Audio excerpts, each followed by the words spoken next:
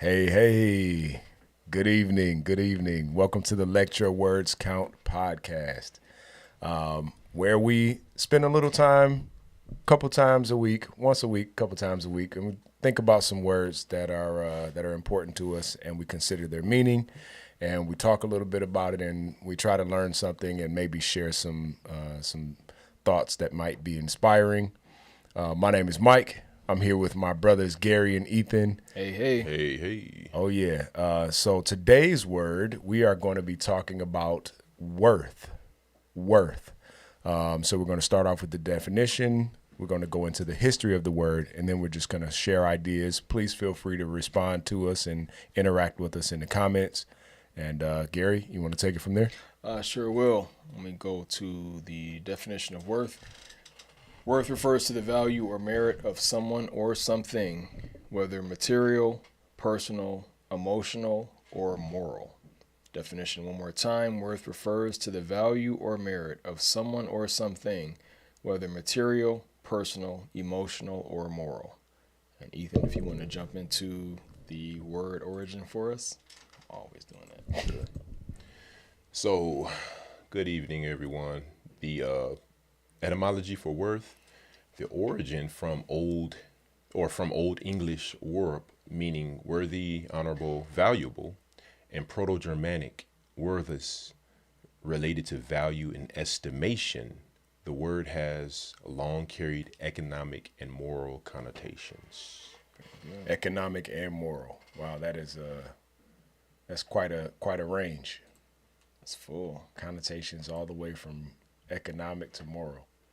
Yeah, let's go ahead and spin on the emotional lens of the word as well. Okay, so I'll carry this one out. So the emotional lens is feeling positive, negative. Okay, so the positive side is confidence, dignity, empowerment, and purpose. Negative side is shame, inadequacy, comparison, self-doubt. Why? Because worth is often measured externally by money, status, or appearance. It can be distorted or diminished without intentional reflection. What are you guys thinking about that?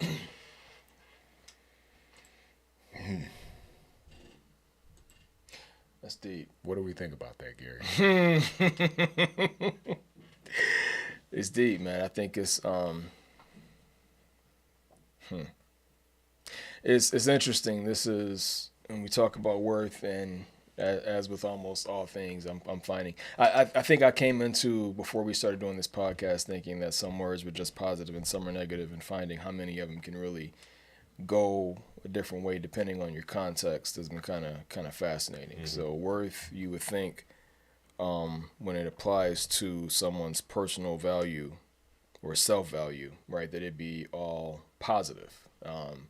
And that's where we'd want to be. We want to be to where thinking about our worth leaves us with a positive feeling of confidence, self-respect, self-worth, self-esteem, empowerment, so on and so forth. And I think, again, that's where we want to lean. But there's a danger, a potential kind of drop off into negativity, if you will, if you start thinking about deriving your worth. And we talked about this in validation. We talked about this in a couple of our past words. If you start deriving your worth solely from external sources, it can often lead you with a negative relationship with the word worth. You may not find everybody values you in the way that you actually, or to the extent that you are actually, worth something. Some people might be selfish and narcissistic to where the value of others is not recognized. And if you find yourself looking for validation in that kind of person, you might find yourself wanting, right? So it could have a negative aspect if you don't have that internal sense of worth. And I think that's, again, in my mind, that's where, there's the key advantage to making it something positive, is building up your own sense of self-worth, knowing what you're capable of, knowing what you can do and what you can bring to the table, so that we can keep it as a positive thing in front of us, right? What are you all's thoughts? Yeah, go ahead, Mike, if you have a thought. Worth. I agree with you.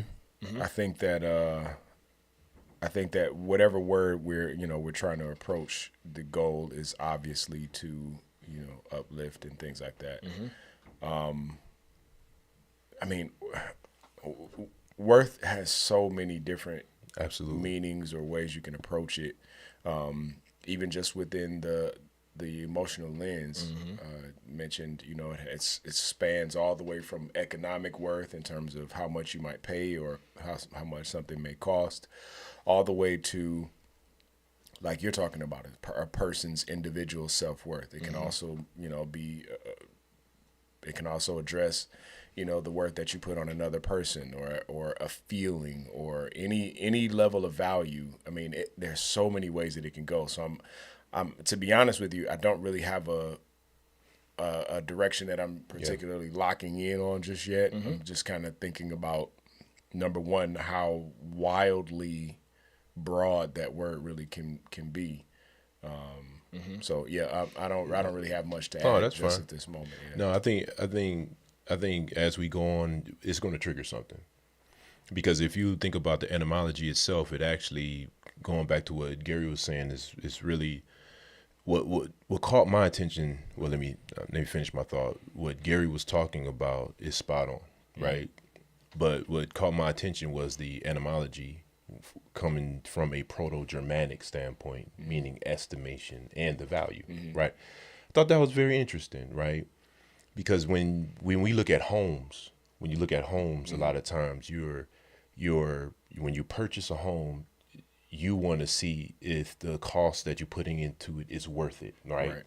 You, with the estimations and the different things like that, you say, okay, I'm gonna flip this home. So you count up the cost to see the value to put it in it. So later on, it gains some equity, right? In some regard, if you look at it. Yeah.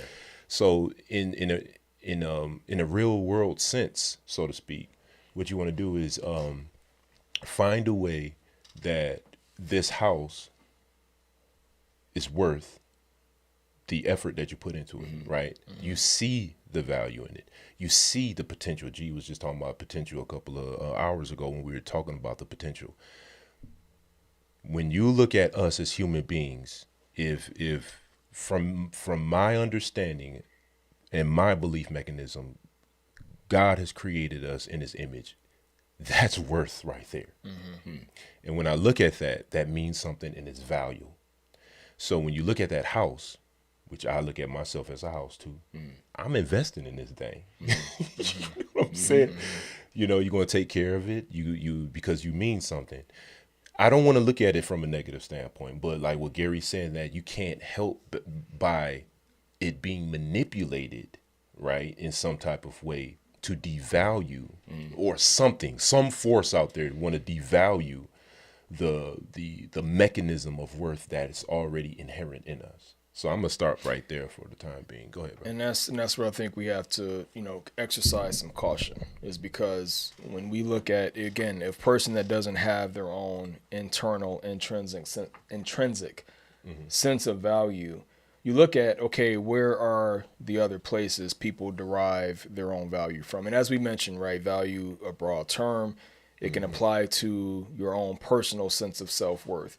It can apply to a material item that has a monetary value. Yeah. We could look at it in societal terms, like in a broader person term, because in society, people a lot of times are valued based on their contribution or by, their character. Status, things like that. People talk about, like, if there was a zombie apocalypse, what would you do? What would your job do? What would your job be?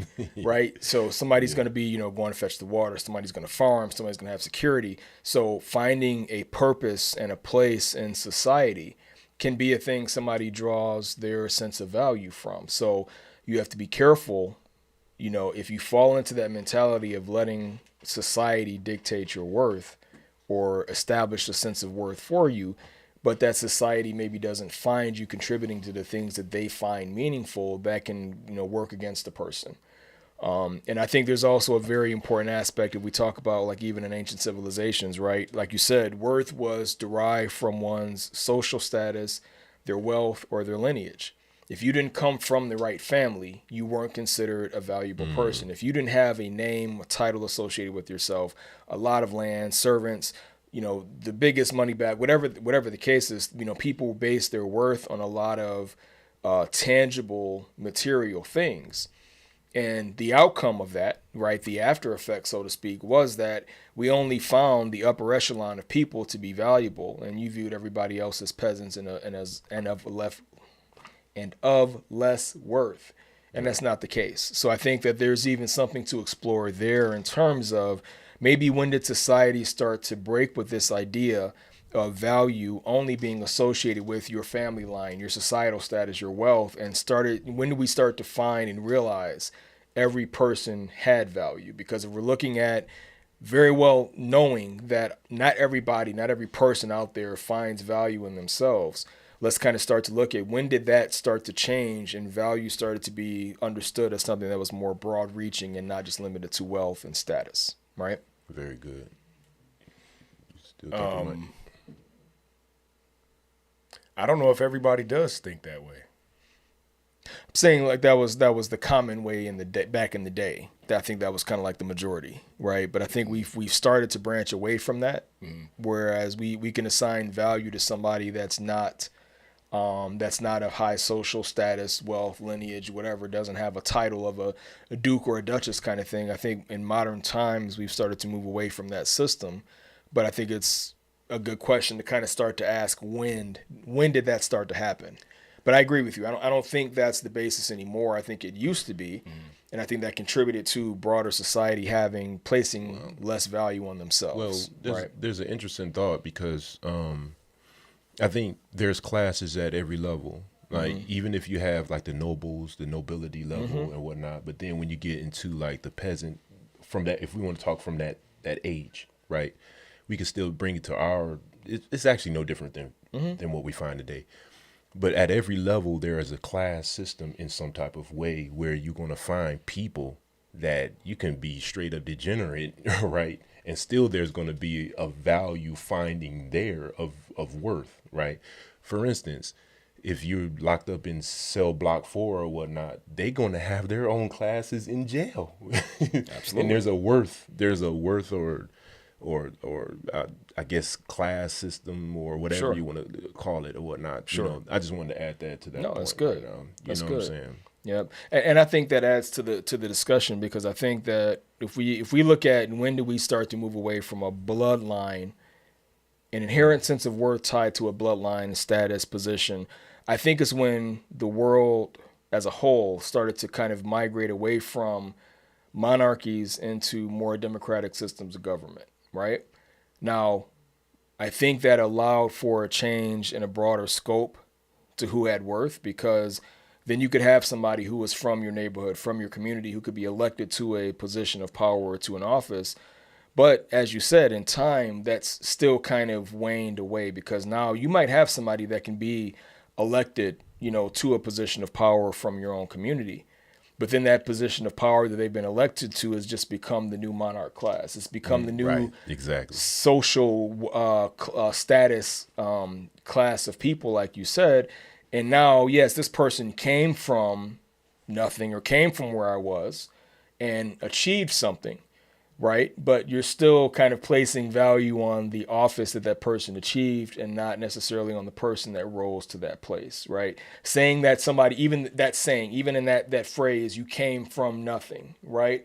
What do you mean you came from nothing? Just because we're kind of still locked into that mindset of if you didn't come from wealth, status, or a name, so to speak, and you've kind of made one for yourself or risen to a certain position, we kind of look at that as this hero or a success story because you quote unquote came from nothing. And that's what I like to challenge is the fact that anybody can come from nothing to become something greater. It's just recognizing we have greatness and value inherently. What does that mean? What does that look like? When you hear the word worth, does that make you feel a sense of empowerment, or does that make you feel like you've fallen short or like you're inadequate for something? Because I think if we start to dive into the way we feel thinking about that word, do we accept society's assignment of value based on somebody's position or what they aspire to, versus everyone having some kind of inherent value and some kind of potential? Where does that leave us, right? So that's kind of where my mind is kind of bouncing around from today, if that makes any sense. Yes, I got it. I got it finally. It took a minute, but I think I understand what you're saying now. I love it though. So check this out, man. So I think you're looking at the danger side, and I think you mentioned that earlier. And because I think like from these words, I think we have to look at the chaotic side in order to find the glorious Where side. are the pitfalls so we can avoid them, right? Absolutely. Acknowledge that they're there, but try to avoid them. And I think that when there are certain steps that come with the danger side, right? There's a distortion of the word because worth is actually to me a positive word. Sure. Right. Sure. But if you're not careful, it's going to venture off into it's going to journey. It's going to venture off into a destination where it can become detrimental. Well, let me ask you. Yeah. Go ahead, bro. Personally, have you ever encountered a sense of lacking self-worth or feeling inadequate, feeling like you're not worthy, right? So yeah, it's a positive thing for the most part, but I think us addressing the fact that there is this potential for everybody. I know for a fact I assign value and worth to myself, but I can think of a lot of times I've had to fight to get that, so to speak, right? I had to fight against feelings of inadequacy, inaccuracy, 100%. just all these other things kind of coming out of this pit to get to a point of, you know what, I can contribute something or I'm worth something, right? Yeah. So yeah. Yeah. So what we do is create our own bondage, Sure, in some type of way with That's the right. dangers, right? So Right. going back to what you said, like, and if I'm honest with myself, there's many a time where I felt of inadequacy. Okay. With comparing myself to someone else, Yes.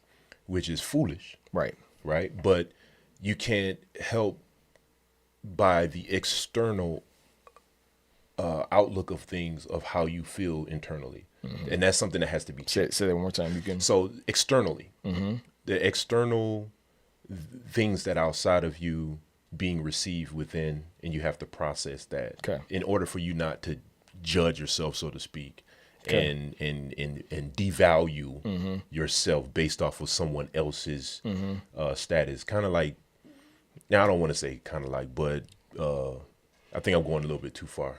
You could. I think I'm going a little bit too far with the conversation, but what I think what I'm talking about, the dangerous side, okay, is that dangerous side can go two ways. It can go far. Is that who is that? Not mine. I'm good. No, that wasn't me. Okay, it can go in the far side. It can go on the far side of pride.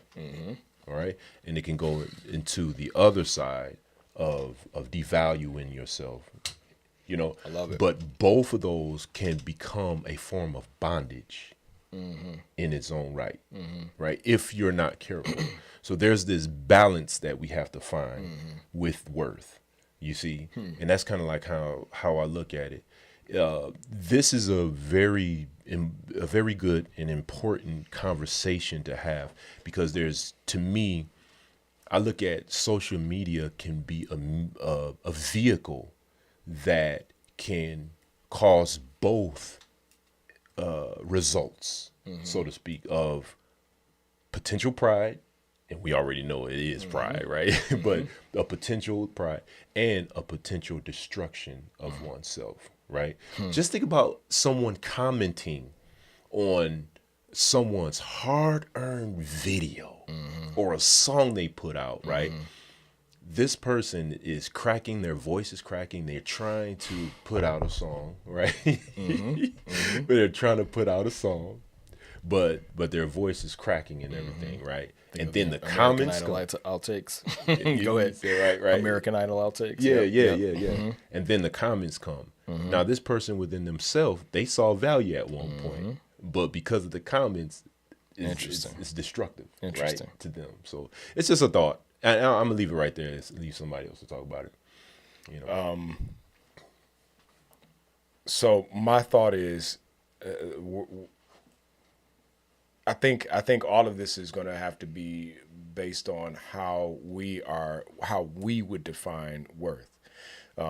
So obviously we found, Webster's or whatever the dictionary's definition is, but how are we defining our own? I mean, I'm assuming the conversation is heading towards, or we already landed at, like self-worth and worth, in human beings. And so with that, how are we defining our worth? Because you mentioned, the caste system. You mentioned the caste system, and we mentioned the nobilities and birthrights and things like that. So my question is, how are we defining worth in 2025 in this particular conversation? Because obviously it has nothing to do with, who your parents were, right, or at least very little to do with that. Right. And so my thought is, are we defining worth based on the fact that you are a human being that has that, like you mentioned, intrinsic value simply because you have divinity on the inside of you? Or is it the fact that everybody has the capacity to, or at least most people have the capacity to learn and develop and grow into something that can make a mark on the world? Or like, how are we, where are we drawing, how are we framing worth? I guess is really what I'm trying to get at. Because once we start to approach that, then we can start to say, okay, well, where does that worth come from? How are we able to access that worth? How are we able to remember it, or at least be aware of it and things like that? So I think that's a path that we can start to kind of go down in order to kind of make the conversation something that we can make a little practical, actionable. I guess you could say. Yeah, there you go. Yep. Yeah. And that's where I want us to kind of get to, right? Because as we kind of do our research and this stuff, right, and as we start, kind of doing our study before, that's what a lot of it talks about: the dangers of looking for external validation, looking for your assignment of value coming from an external source. There's potential negative aspects of that. There's a potential for harm. There's a potential for feeling emptiness and less worth because you're looking for somebody else to establish that for you. And what it talks about a lot is finding that inherent intrinsic value in your humanity. And that's great. But like you said, and we talked about this a little bit earlier as we were kind of looking at this, yes, all those things are true. You have an inherent value in you being human, you being alive, you having family members, you having a job to go to, things that you do. There's value there. But I would like to get to that more actionable part of how do you help somebody understand value for themselves wherever they may be, right? Because while we may, I think we've all probably shared the aspect of feeling like there's, not even feeling like, believing that there's a sense of divinity or a piece of divinity in each one of us that can help a person derive some sense of value or worth. But I think, it's a very good motivational saying to say, you have value because of your humanity. Mm-hmm. But I think I'd like to put more substance to that. You know what I mean? I like to. In what way? What do you mean? So like, how do we help somebody find? I think that's the question. Like, how do we take value beyond just your intrinsic humanity, and you know what I mean? How do we help people realize what value is, self-determined value, right? Outside of just I'm here and alive. You know what I mean? Yeah. So I think for me that becomes a spiritual conversation. Like Agreed. Immediately. Agreed. Like it takes every earthly piece of value is diminished significantly if you're talking about a person's value just simply because they're alive and a human being. I mean, I don't know if I necessarily want to dive super deep into what my thoughts are in terms of a person's intrinsic value as a human being. But to me, there is no other answer besides the fact that you're a spirit, a soul that's occupying this body on this earth, that is, learning and growing and experiencing social interactions and all of this kind of stuff. And the entire purpose of it is to do just that. And so I mean, it goes, I mean, that's a conversation that we can have and we can talk for, 5 or 6 hours on that. But to me, the value of a person is the value of this life experience. It's the value of being able to wake up and learn something about yourself and about the world that you didn't know yesterday or that you didn't know before. And then as you learn these things, you proceed to share those things. And that's how humanity progresses. And I think each of us has a role to play in that. And that alone brings value. In addition to those of us who maybe have bigger roles in terms of touching a greater percentage, let's say, of humanity or of life on earth or whatever. And so I think that there is not a single human being that does not have that responsibility. And so that alone gives you value, because without your input, there's going to be somebody on this earth that doesn't get what they need. Without your input, there's going to be somebody on this earth that doesn't get what they need. Without mine, it's the same thing. And it's true for every one of us, from a baby all the way to a senior citizen. I love it. So, and I've been smiling as you've been talking about that, because that is, I think, the segue that we need to really have a meaningful discussion for this word, right? Because we all, the three of us, we know, come from a church background, right? And we have different opinions on some of that stuff. Modern day, it is what it is, right? But I think that when you look at the makeup of a human being, and a human being being body, mind, and soul or spirit, right? I think that the fact that spirituality is a core part of the human makeup, we have to be okay to say that and to have spiritual discussions without feeling like we're making it a Bible class or overly religious. But outside of the religious groups, you don't really find people talking about spirituality, especially the fact that spirituality is a core component of being human. So we being able to find that place of talking about spirituality as a core essential part of nature and the biology of being human, as long as that's kind of taboo or too esoteric or too woo-woo, we're not going to be able to really have, meaningful conversations about core parts of our being. And like you said, because just generally speaking, right, a tree consumes carbon dioxide and outputs oxygen. So trees are valuable and they make the atmosphere breathable for humanity. You cut down one tree, that tree is gone. The earth reshapes itself around that. Everything else continues, but you start cutting away and cutting down too many trees, and all of a sudden you've changed the balance of the environment, and things start to get problematic. And the same can be said of human. You might take one human out of the picture. Yes, certain other things might kind of fill in that gap, and things are going to still continue. But after so many times you take out certain, just so many people, there's going to be a bigger effect there. But if you don't take into account that aspect of divine consciousness that's in a human being, and I think and I'm loving this conversation, because when you bring that spiritual side of it and you couple that with what we talked about in Potential a couple of episodes ago, we said, how do you fail to realize your potential? Is by being stagnant.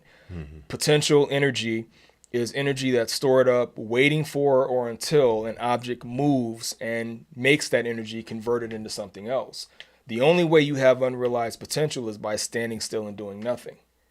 The second you agree and accept, I have to move, I have to do something, and as a part of this conversation, realizing that you have a spiritual component to you, not being religious, not trying to, convert you to any kind of particular belief system, but realizing that spirit is a part of the human makeup. Then you can start to talk about, well, if we all have a portion of divine consciousness and spirit within us, then we all have a mechanism that if you don't feel like you have worth right now we start talking about a real path to finding that worth. Aside from just you're human, you have intrinsic value, now you're starting to talk about the real tools you can pull out to find out, if I don't feel worth right now, how do I start to find where I can draw my sense of worth from? Does that make sense? Mm-hmm. Oh yeah. Okay. Yeah. And so that is the question. Yes. Do we have a thought? I mean, other than having these types of conversations, there are those who don't see that within themselves. Right. There are times when even we don't see that within ourselves. There are times, well, maybe we don't necessarily not see it, but we have doubts or some moments of discouragement and things like that. How do we figure out in a practical way, in an easily accessible practical way? Because there are practices, you can go and be a monk and live in the mountains and all that kind of stuff. But I'm talking about like ways that are accessible to the average person. Practices where we can access, practices where we can be reminded of that worth, or we can be informed of that worth, even in times where it is, doubtful, or we feel discouraged, or we feel like it might not even really be there at all. We've all come across people who have, lived at least a portion of their lives in despair. Despair is the absence of hope. If you realize that you have worth and you have a purpose, then there's hope for whatever that purpose might be. There's hope for you achieving that purpose. But if you become desperate and you live in despair, then that hope is no longer there. How do we figure out the way to what am I trying to say? What's the way to accessing that hope in times where it doesn't seem to be there? I'm gonna let Ethan talk. I've been talking a lot this episode. You gotta. No, you're fine. I was actually really kind of meditating on what both of you guys were talking about, and the question that you're talking about, Mike, is very important. And I'm no scholar. I'm no, psychologist, psychiatrist or anything like that, right? But if I can lend any thought, it's something that we were talking to a good friend of ours early before he left. We were talking about a person that was kind of down in the dumps, depression, anxiety, and feeling like he was insignificant and inadequate, right? I would ask the question, what did you do this morning when you got up? And hopefully he would say brush his teeth. First and fourmost. Give thanks immediately after brush your teeth. Yeah. So right. if you did give thanks, or if you did brush your teeth, that's a sign of hope. That means I agree. That means that you see value in yourself just to brush your teeth. Yep. I agree 100%. So if we can start off with the small things, we can start building on that. Man, that's really good. You see what I'm saying? Yes. So if you brush your teeth, you see a little spark.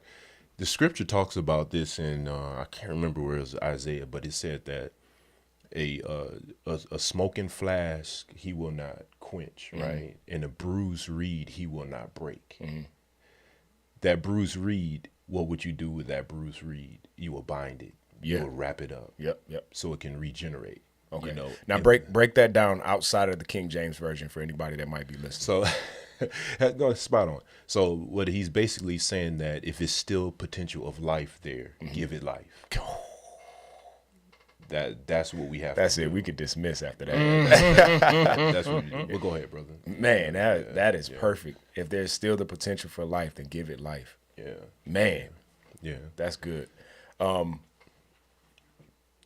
You said it. You said it. I mean, so just going back to the like doing small things like brushing your teeth, you're absolutely 100% right. That is a signal that there is hope, even if it's just hope for the rest of that day. That's the right word. You know what I mean? Because if you don't feel like there's anything worth being around for that day, what's the point of brushing my teeth? That's 2 minutes that I can save. Yeah. You know what I mean? And it's funny that you specifically mentioned that, because I know people that I've talked with that have experienced depression, and they look up and it's been a week since they brushed their teeth. And it's such a, like, it seems almost like a default thing for most of us. But if you don't do it, you're not looking forward to anything. You know what I'm saying? You brush your teeth when you're looking forward to being out and around people and stuff like that. And it's absolutely unbelievable that you brought that up. But finding those small wins, that's it. Finding small wins. If it's something as small as making up your bed in the morning, or brushing your teeth, or making a phone call to a loved one just to say hey, or just, you know what I mean? The little things will start to build momentum for the larger things, and before you know it, it obviously takes time and it takes work. It's not an easy process. It's a simple process, but it's not an easy process. It's difficult. I'm sorry, I said that wrong. Help me, somebody. No, that's all right. I know what you mean. What I'm saying is that it's challenging. Yes. But it is something that is easy to lay out the steps for, I guess you can say. Absolutely. You know what I mean? It takes some work. It takes some work. It's definitely a challenge, especially if you've, started to slide back into despair a little bit, as opposed to, if you're able to catch it relatively quickly when you feel yourself kind of starting to lose that sense of worth or value, it's a little bit easier to to kind of catch it and kind of claw your way back. Absolutely. But if you start to slide into despair, it takes more time. You got to find yourself around some people who are able to uplift you, because that's one of the things where it's not good for men to be alone. That's one of those main points when you start to lose hope. You have to. It's non-negotiable. You have to find yourself around some people who are able to build you up, to make you laugh, to make you feel excited about something, even if it's just going to the movies or going to have a bite to eat or going to do whatever. Or doing nothing, just sitting there and just enjoying each other's company, even if it's in silence or one of you is crying or whatever it is. Finding yourself alone in those moments is hard. And it makes it harder, when you're alone. I don't want to keep going because I feel like I'm rambling. No, you're fine. But I mean that I think finding a way to start building momentum with the small things is a really, really good first step. When you one last thing. I'm sorry. And celebrating those wins, even if they're a little win, even if it's a small one like brushing your teeth. I know we keep coming back to that, but that's a significant thing for somebody who is in depression. Yes. Or somebody who doesn't sense or feel their worth. Celebrate it. You know what I mean? Find a way to smile about it. Smile a little bit more because now you got your teeth clean. Whatever it is, you know what I mean? Find a way to celebrate and remember to give thanks, and your brain will switch. Your brain will start to develop, okay, this is the way we're supposed to do it. Oh, these things are supposed to make me happy. Okay, so now let's build a little more momentum. You know what I mean? All right, now I'm done. No. That's really good because I was thinking about, while you were talking about this a little bit further, I was thinking about the word reminding. And when you have people that's in your corner that sees the potential and the value in you, even when you don't necessarily see it, it's very important for the people that you surround yourself to remind you of the worth that's in you, and the value that's in you. Even if you don't believe it, you still throw that echo out there. It's an echo. Yeah. You got to keep throwing it out there. And you said something I forgot. Man, I wanted to keep it in my brain too, but I'm sorry. It was no, you fine. It was something about it was going back. I didn't want to go back to the teeth, but about brushing your teeth. But I think that little small win is very important, because when you look at something small, like you said default, and that's what I wanted to get to. You said the default. A lot of us do things by default, autopilot. Yeah. But some people actually don't look at it in that regard. They probably don't look at it as important, but some people do. Or right, the default is, and I'm trying to get out of my mind because I know the default part from that aspect is important, but it might not be important for other people.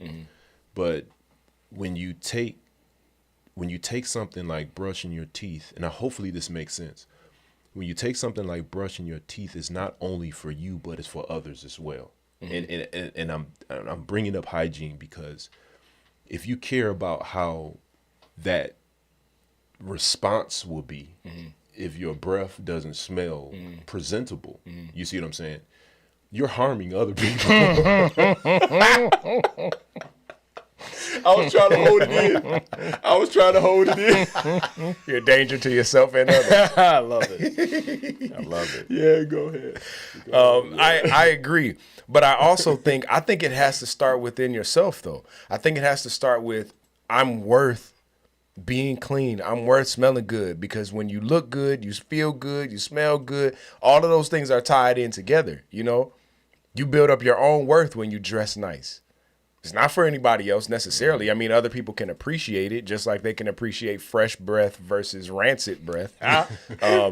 But it's also for you, because your tongue tastes a little bit better and your teeth don't feel fuzzy. You know what I mean?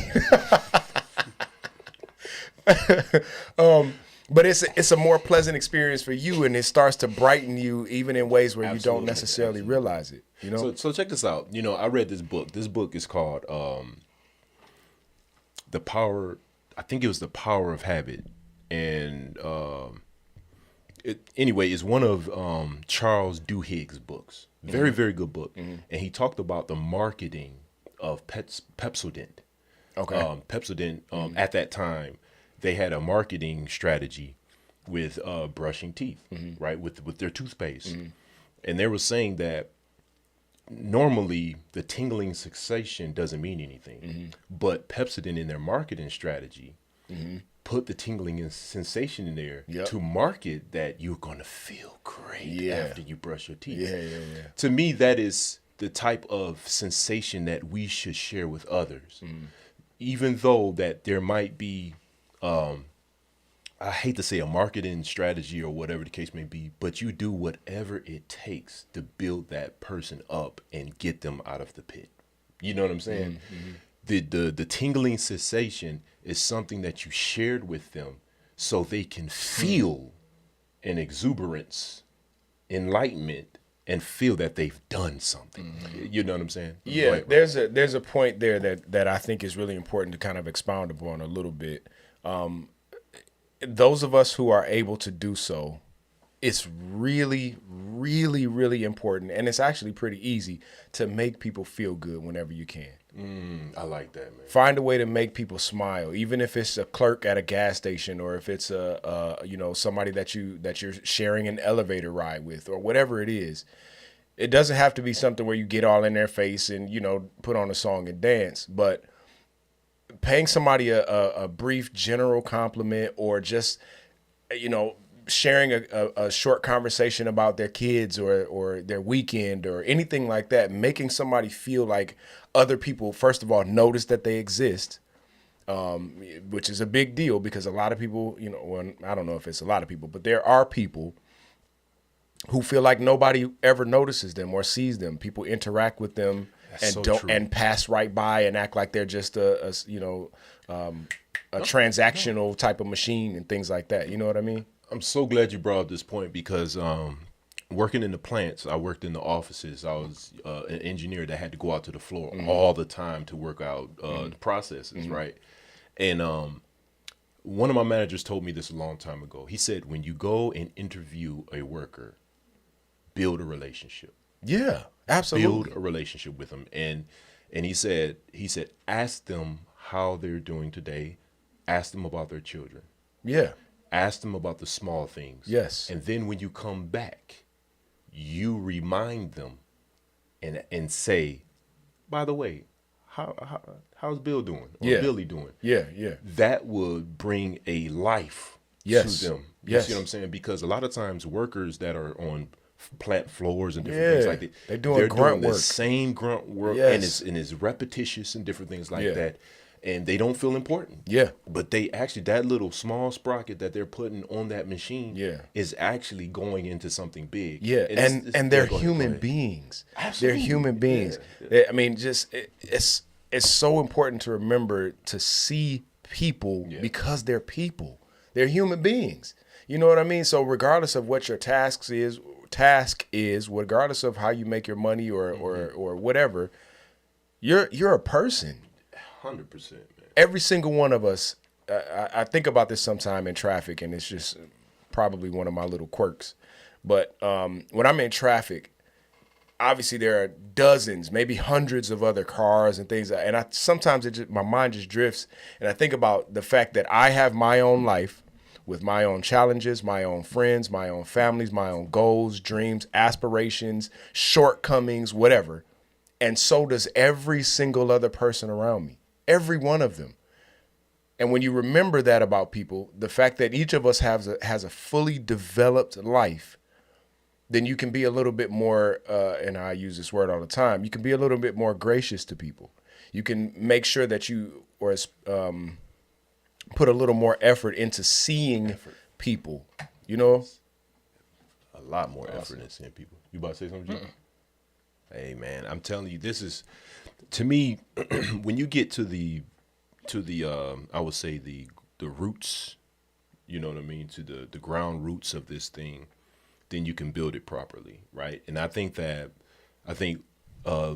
word worth has been hijacked and has been used to glorify a certain behavior when it's really meant to lift and enlighten. I really do. And the reason why I'm saying that it's been hijacked in some type of way is because it does build a sense of pride in that direction more than a sense of value, honor in some type of way, you know, of oneself. You know, I'm saying that not to I'm trying to find the right word, to produce a behavior of the word I'm looking for is conceited. I am not trying to use, I don't want to use worth as a form of a avenue to being conceited or narcissistic. You see what I'm saying? Define conceited. That might be one of the words we need to. Well, I mean, just your because you just used it. I'm when curious I'm thinking about your definition. when I look at conceited, and maybe we need to look it up real quick, but can someone look it up real quick? Yeah, I can't. I'm specifically interested in your. No, but I want you to look. If y'all can, when I think about conceited, I do think that there's a arrogancy. Okay. I look at arrogancy. I look at like I always would say, it's really all about you in some type of way. Maybe a narcissistic, maybe in some type of way. I don't know, form. I don't know. What do you see in there, G? Having or showing an excessively high opinion of oneself. Having or showing an excessively high opinion of oneself. So is that arrogancy being a part of that? I think arrogance, pride, kind of conceited all kind of fall in the same category there. Interesting. I'm glad you looked that up. This might have to be one of our words. We'll check out. But we've probably, in the past, we've probably already covered a lot of that. I mean, because one thing I do like about what we do here, and I thank God for it in many, many ways, is to really break down these words at a foundational base so we can build up not only ourselves, but people that are listening and we're sharing this information with, that they can truly be honest with the words when they look at it and define it. When you're honest with information, then you can apply it and become what you've defined. And that's what the whole idea is, truly define what those words are. You see what I'm saying? And if you're arrogant, if you know what I'm saying? And so I have a question. I'm going to shut up. I have a question. So we're talking about worth. We've talked about low self-worth. Yep. We're starting to lean more towards the other end of the spectrum with conceit, arrogance, pride, and things like that. My question then becomes, when does that scale get to the point where it's a problem, number one? And number two, who sets that limit? A person's own self, what is it? What's the definition again? Having or showing an excessively high opinion of oneself. Okay. How do we define when a person's high self-opinion becomes excessive? That's a question that I have. I'm curious about that because I think that the higher that we can think of ourselves in a healthy way, and we can probably try to define what that really means too. But my thought is, if we can think highly of ourselves, then we can start to think more highly of others, especially when we start with, like you said, the good foundation. the foundation that we are all human beings, that each of us has this exact same value, that the value, however highly I can value myself, I can value you equally as highly, and you and everybody else that I run into. That's where I think is the problem. What do you mean? I think that when you see all humanity as the same entity, or as one, as a group, then there's no limit or downside to looking at yourself highly, because you look at everybody else the same. When you start to see the separation and look at yourself as being this separate thing and apart from everybody else that's so great, then there's a problem. Okay, fair enough. Then the problem becomes comparison. Because if I'm comparing my value to your value, then okay, that makes sense. Okay, so then Hold on, I'm a little lost. Can you share that again?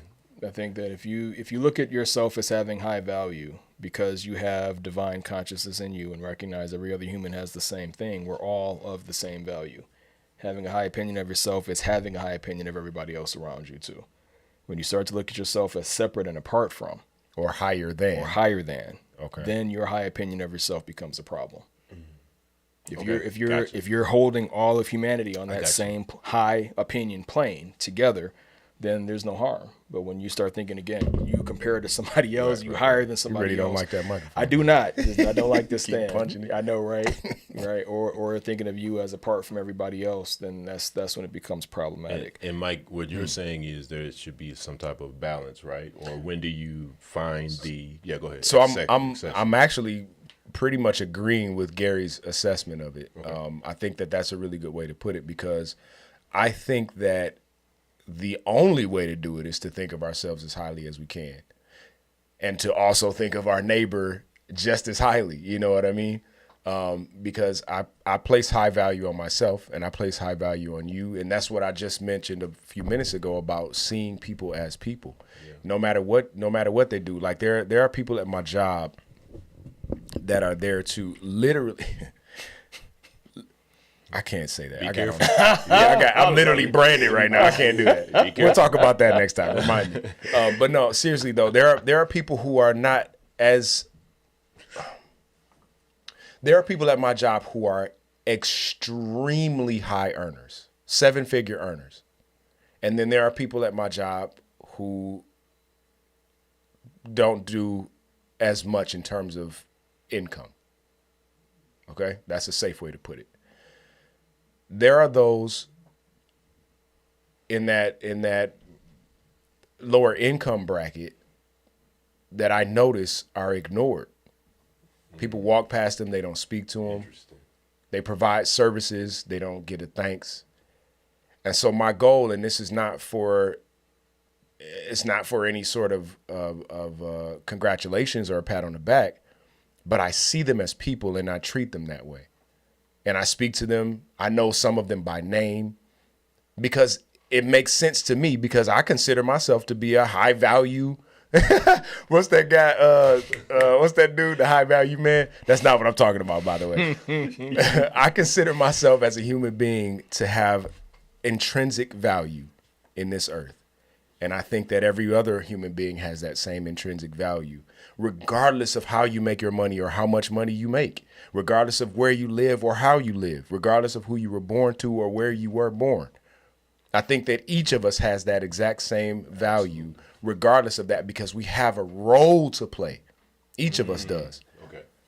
You see what I'm saying? Mm-hmm. So you just got done talking about the little cog that you put in the machine. The little cog has just as much value as the giant cog, because without that small one, the machine will not function.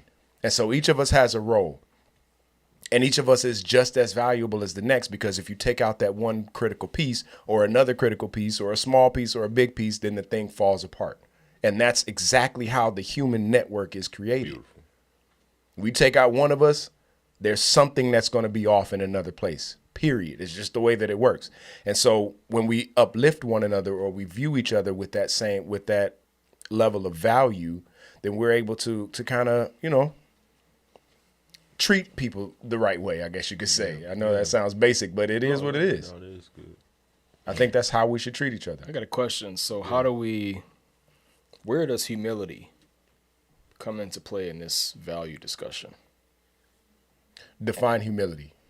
Just, I think it's Very good question. let's look up the official one. But Yeah. in my mind, I'm thinking of somebody who kind of humbles or abases themselves, right? Somebody who thinks of themselves lower or trying to prevent yourself from thinking too highly of yourself, right? The opposite of conceited, right? In my mind, I think humility is the opposite. It's one trying not to see their value as being too high and trying to keep, again, the words you hear associated with this, keeping a level head, not thinking too much of yourself. Again, the exact opposite of conceited we just looked at. But it says here, freedom from pride or arrogance, the quality or state of being humble, which doesn't define it. Humble is not proud or haughty, not arrogant or assertive.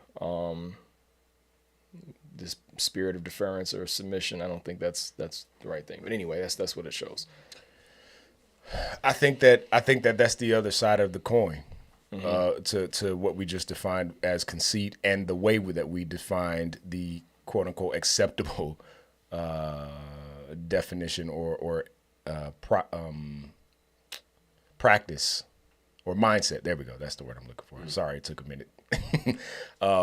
I think that seeing us all on the same level eliminates the need for either one. There's no excessively high. There's no excessively low. I love it. You know what I mean? That's the key, right? Seeing us all as the same thing eliminates the need for seeing us all as one thing and treating everybody all as the one same thing. Yeah. Eliminates a lot of the concerns and negative aspects of these things, right? I agree, because humility is I don't see myself as, and I have a real problem with the word. That's why I asked the question, right? Because it bugs me, because I think that it's a way to make people lose part of their self-value. So can I say this with humility? I don't think one should tell themselves that they're humble. I don't think so either. I agree. I don't like that. I think humility is recognized from somebody else toward.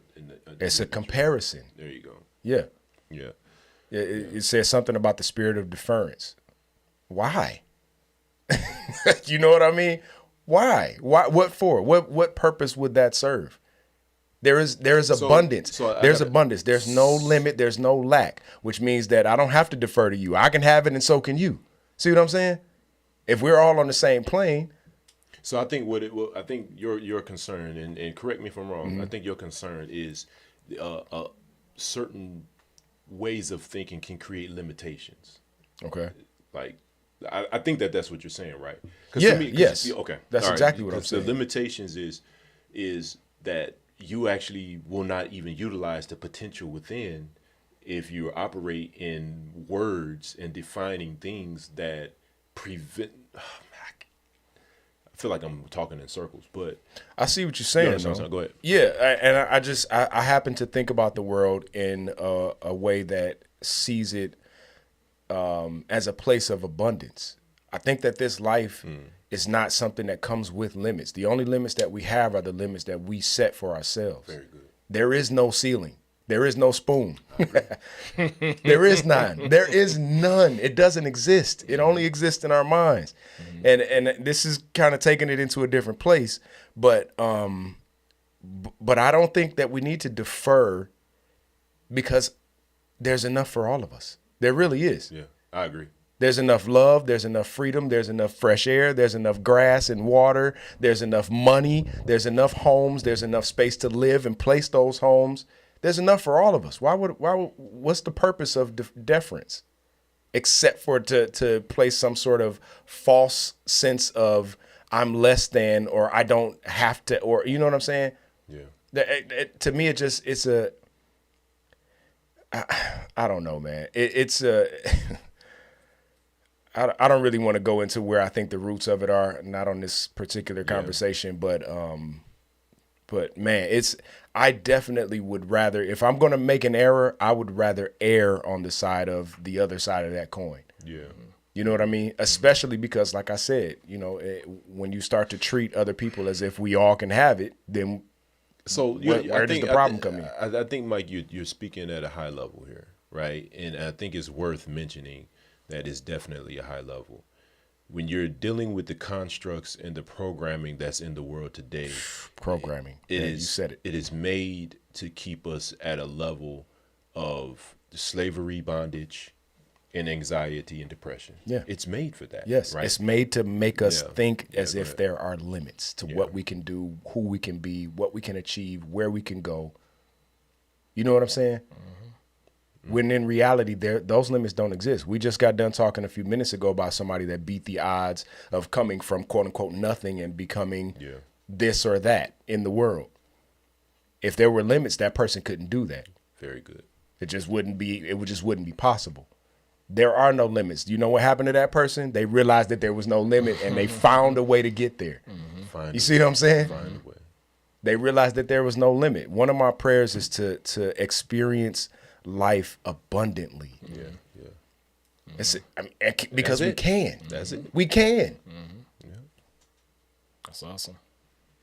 Sorry if that offends anybody. I don't want it to. You know what? Don't apologize for that because. Oh, I'm not apologizing for saying it. I'm saying I'm not intending to offend anybody. I think I'm gonna stand 10 toes on it. Even if it offends anybody, this is the one. What you said is an invitation. You understand what I'm saying? We have to invite people into a mind frame for growth, not immaturity. Yeah. We are not here for immaturity. We're here for maturity. That's facts. You see what I'm saying? And I think that it's time certain things we're going to say, it might not feel very good.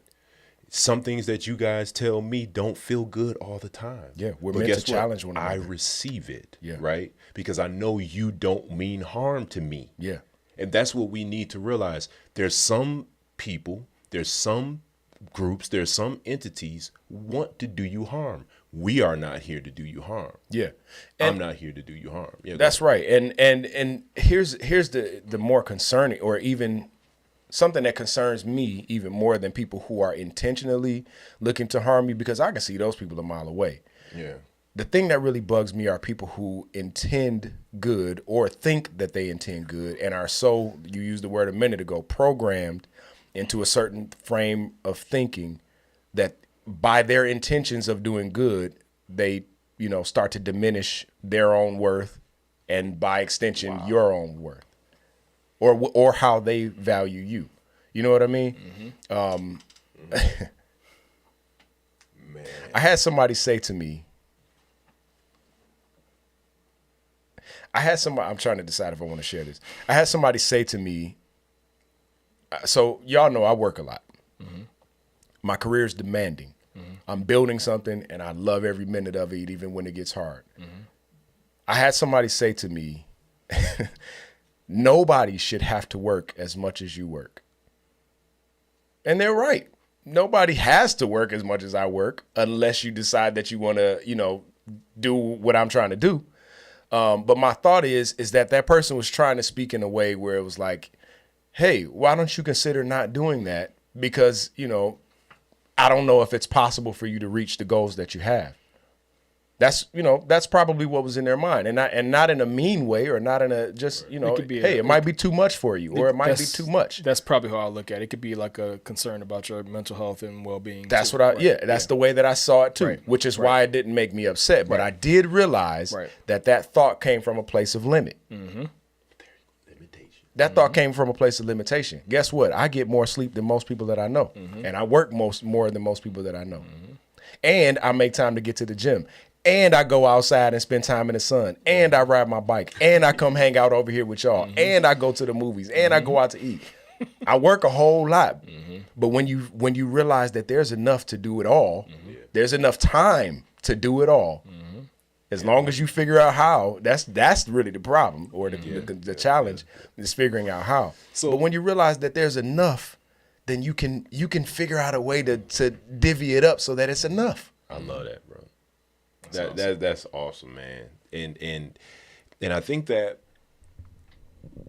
and you're finding the worth in what you do. Yeah. And that's another thing, is not only the worth within yourself, you find the worth and the value of what you do as well. And that's riches right there in itself. You know what I mean? But a lot of people don't find that, I'm gonna tell you, I'm gonna share this little plug right here, man. And I'm not trying to share this with the whole world right here, but I'm gonna do it anyway, right? So I value this. I value what we do here. I tell my wife that all the time. I absolutely value this, because what we're doing is building. There's going to be a moment when there's no more foundation, but there's a building, and that's what we're doing. You know what I'm saying? Yeah. And if I can do this every day to help people, and among other things with music and different things like that every day, man, my soul would be happy, right? And we're working towards that. We're absolutely working towards that. What I do at my job every day, I'm pretty good at it, but it's not fulfilling. You see what I'm saying? Yeah. You know, it's fulfilling somebody else's pockets. You know what I mean? Right. But what we do here is riches. It's absolute gold and treasure for me, man. Because I see that you guys value taking time being here and conversing with me. Yeah. You know what I'm saying? And the people that are online, you're taking the time to listen as well. By the way, hey y'all.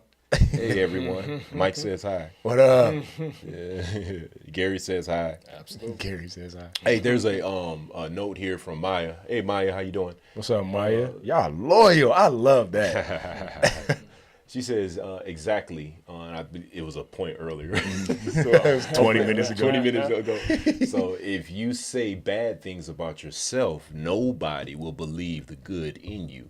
Hey, if you say good and positive things about yourself, the world will see you as someone who holds worth. That's right. Very, very good. That's right. Yeah. Then there's a psychological aspect of it, because our brains, our subconscious, and this is, you can look this up. You don't have to take my word for it, but our subconscious builds our experience of life around the way that we think Our subconscious builds the way that we experience life based on our conscious words and thoughts.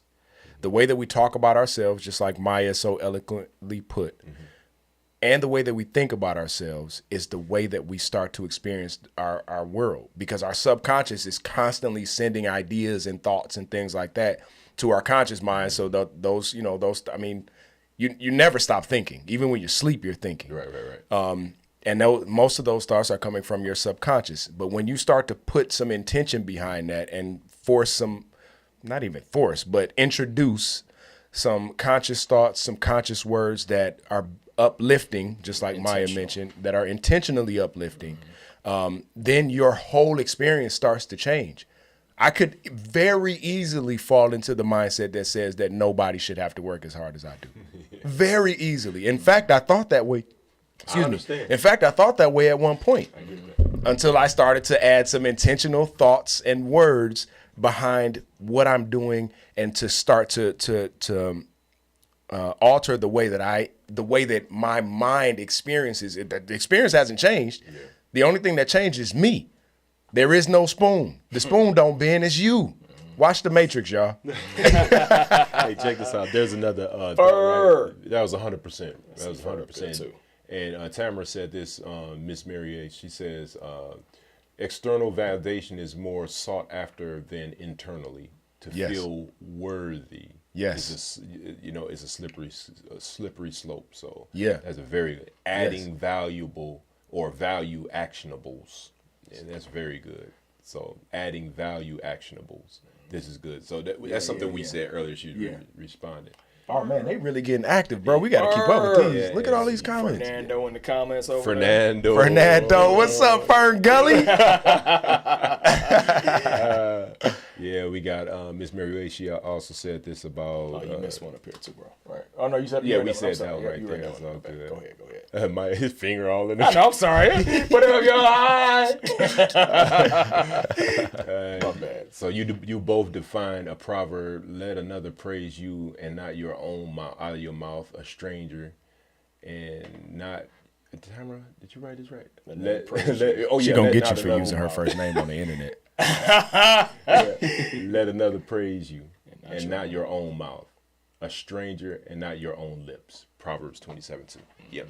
Interesting. It's good stuff, man. What's going on, Fur? Yeah, man. So, with this thought process, I think that when we talk about value and worth and different things like that, and you breaking it down the way you said it, man, it's so important, Mike. Like we can't. And I know the person wasn't trying to manipulate you, right? You're right. You know, but they were saying things. Not intentionally. Not It intentionally. was a manipulative statement, but not intentionally. It was a manipulative statement, but okay, yes, no buts. Yeah, it was a manipulative statement. We all do but that they from time to probably, time. But they probably didn't understand the impact that it could have potentially brought. Exactly. Right? Exactly. And so what we're doing right here is we're trying to take those manipulative statements whenever they come. You could take a good statement, and you could take a manipulative statement, and you could still turn those losses to wins. Mm-hmm. You see what I'm saying? You've ended up turning that manipulative statement into a win. Yeah. And that's what we want to do. We see the potential of what the teardown can be, and we turn that lemon into lemonade. Yeah. You know what I'm saying? And I think that's what we have to do. I agree, man. But I'm done unless you guys have anything else, a little further stance. One more, I said I was done, but I apologize. I do have this one thought that I wrote down about a baby. One of our brothers here, he said something about, hey, it's like a baby. When a baby has worth, even a baby know that they have worth. And I had to jot that down. A baby shows worth inherently when it cries because it knows that it needs to live. Yeah. It's a survival instinct. It's survival instincts.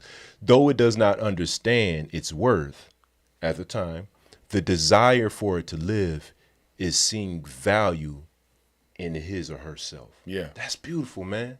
That's just like, wow. Even at a immature and a state like that can't speak and communicate clearly, it finds a way to communicate, through crying. And we talked about that in response last week, or responding last week, man. And that's beautiful. That's my final thought, though. Go ahead, bro. So it's interesting that you mentioned a baby, and to me that speaks to the input of the parent. Because a lot of people that we know or that we may come across that don't really have their own sense of self-worth built up quite yet. A lot of it comes from, the fact that their parents may not have really intentionally built up that child's worth. A lot of people don't know how. A lot of people don't know how. They've never been taught because they didn't get it. You know what I mean? And so I think a lot about how important a parent's role is in a child's development in terms of their own self-worth. A child's self-worth comes from the words, thoughts, and actions of the parent. Initially, you know what I mean? They're around you for the first 5 years and very few other people. And then when they get into school, then they're around their peers and also you. You know what I'm saying? You're the one constant. Your influence as a parent, our influence as a generation that is leading them, not even just parents, but is incredibly important when it comes to helping that child or children to understand their own worth. You know what I mean? Encouraging them for their not only for their accomplishments, but also for the hard work that they put in to reach those accomplishments. That's equally as important because it starts to build the value in their mind that says, okay, well, this is how life is supposed to go. I work hard to get what I want, or I do this and this is the result. Or I'm valuable just because I'm alive and being, you know what I mean? Existing. Absolutely. I don't want to necessarily, we don't have to go super deep into that, but I just had that thought when you mentioned a baby, because that baby grows up. Oh, yeah. And it's being taught and it learns the entire time. Yeah. And most of what it learns comes from, its household and its immediate environment. It's beautiful. G, you got any last thoughts? No, not well. Yeah. Just as we were talking earlier, right, and just kind of reiterating. I think just the main question I think we had from tonight was just finding out, how do you actuate it? How do you take it and make an actionable attempt at finding value? And it was very well said the way you all were stating that this place is, unfortunately, the world is no stranger to pain. And despair. So if you feel like you lack value, you find somebody else who feels the same way and you help them in some way, right? Let them know they're valuable, as you already said, right? You just kind of make them feel seen and feel human, and being able to show somebody else their value helps you realize your own. So Yeah. just reiterating that as, you know, the parting instruction, right? Yes. I think that's the And also great to takeaway. celebrate every win, even if Absolutely. it's minuscule. Celebrate it. Oh yeah. Yep. Have a party for it. That's right. Oh yeah. That's right. I love it. Hey, we're signing out. This is Monday. What a way to start the week. What a way to start the week. Don't forget, for our subscribers, please remember to hit that bell. We changed up times a little bit. Sometimes we have an off day every now and then. So just to make sure you never miss an episode, hit subscribe, but don't forget to click that bell so you get notifications when we're about to go live. All right? Oh, yeah. All right. We love y'all. Peace. Yep. Signing out. God bless you.